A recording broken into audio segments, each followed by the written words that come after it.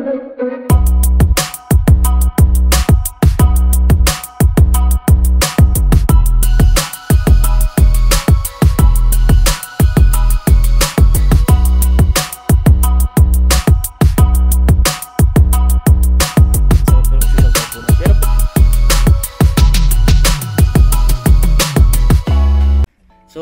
ayun po, magandang araw po sa inyo lahat mga ma'am sir. At andito pa rin po tayo sa bayan po ng Kuya po, sa isang barangay po dito sa aming hometown.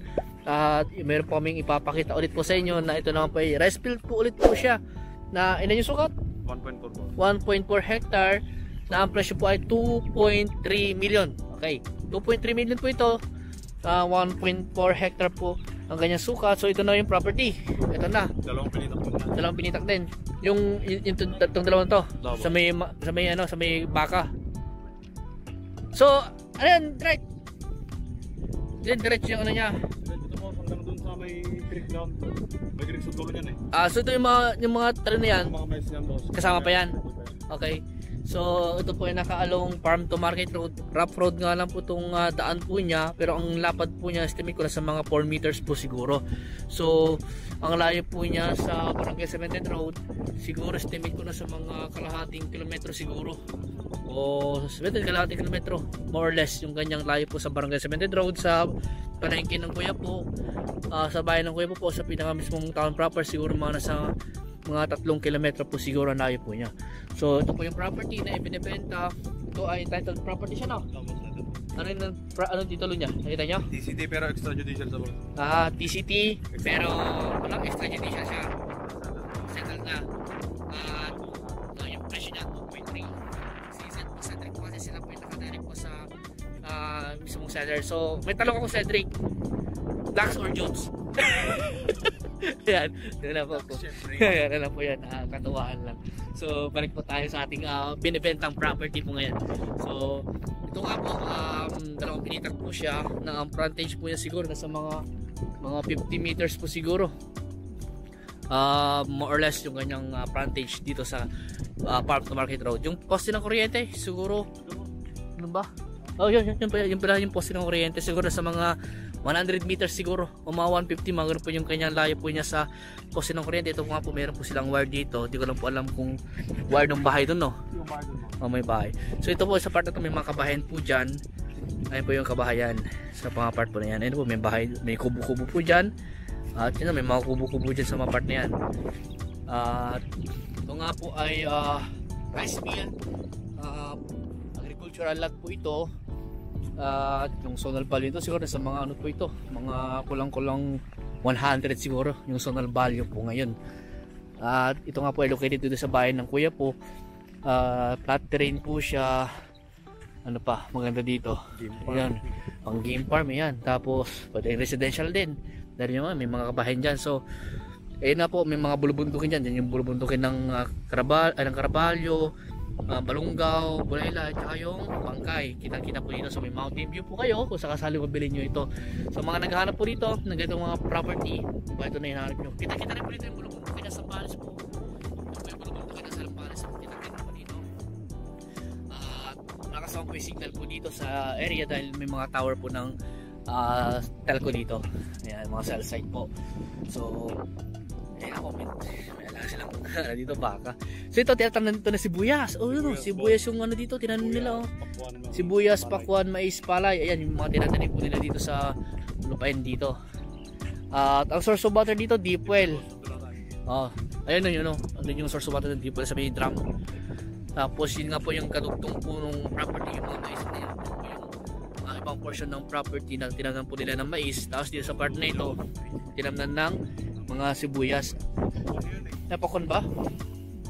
Ay, pakon nga. Ay, sibuyas oh. Sibuyas ano. Tapos sa pinakadulong daw po ng property, meron daw pong creek po doon. As a source of water din po nila sa patubig sa nilang mga pananim po dito. May daan din doon. So back to back yung ganyang kalsada. Okay.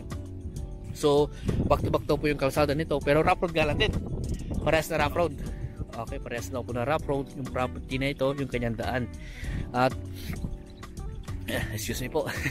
Ayan. So, pwede rin mag-alaga ng mga hayop dito. Kagaya nga po dito, may mga alaga silang mga kambing, baka. Ayun, may mga ano pa yung mga ibon pa. Kala ko ano yun, pato. Ibon pala. So, pwede kayo mag-alaga dito. Ang maganda po dito, kung sakali mabili niyo po, mas maganda, bakuran po natin agad. At ano pa maganda dito? Nga, pwede rin po tayo ng bahay. Sa harap, maganda po tayo ng bahay. Maliwalas, maganda yung view, maganda yung ambience, at 360 view talaga. May mga puno nga lang, pero para 360 view na rin. Kapag siguro 2-story yung bahay mo, 360 view po siya. Kaya hindi po siya mahirap puntahan. Ayun nga lang po, rough yung daan, pero mas maganda po talaga andalhin yung sasakyan kung sakasakali po. Yung mataas nyo pang ilalim, yung ground clearance po niya. Para hindi po sumayad sa mga bato-bato. Kasi yung kalsada po kasi may mga bato-bato po siya.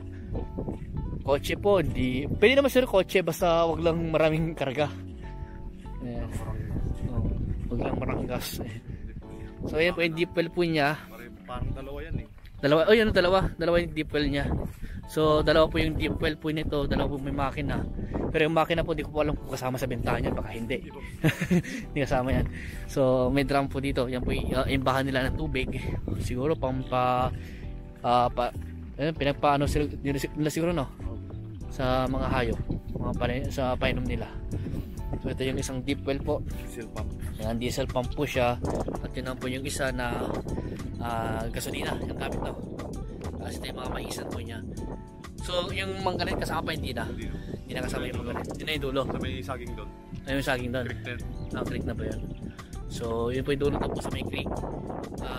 Yung mga sign doon, yun na yung boundary sa saging.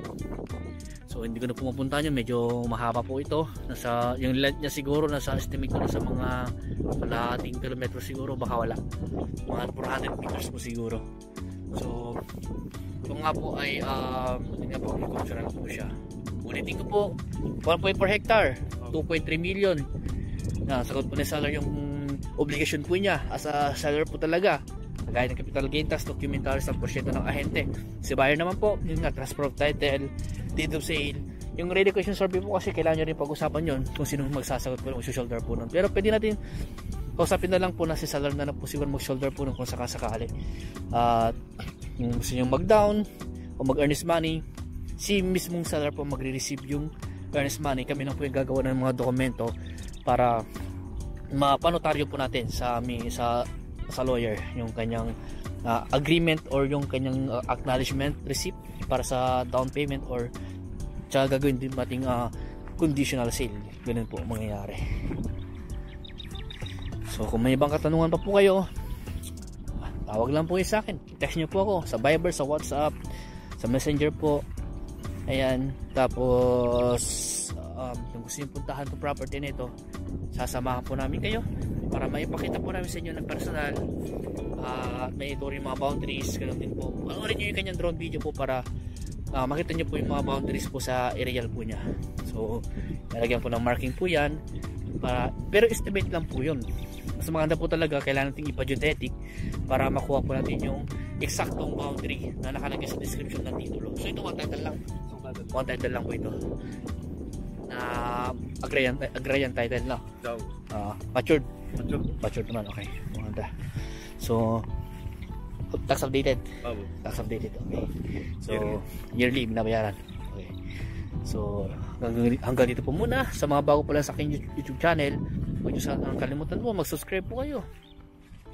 At pag-hit na yung notification bell para ma-update po kayo sa mga binablog po namin mga property na kagaya po nito.